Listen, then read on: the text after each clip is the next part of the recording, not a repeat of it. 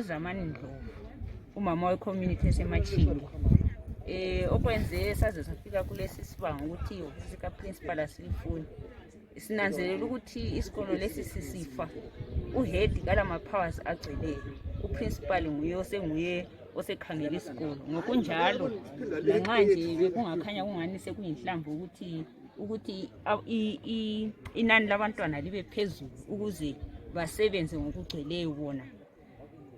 Sebethatha lamandla bavela kwezinye izikolo. Kukhanya kuyanathwa lapha esikolo, kuyabhekwa. Uhead kasakwanisa ukucontrol abantwana. So abantwana bayenza abakufunayo. Yikho nje ipass rate okuyenza okunye ipass rate ibe pass.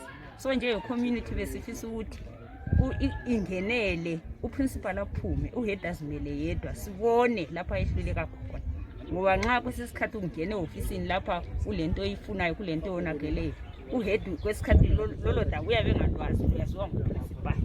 So sesinanzelela ukuthi ezinye indlela uprincipal uyoyenza umumo wesikolo ungabi right, ngoba laba ababalisi lanxa bengafundisi singeke sibasole kakhulu.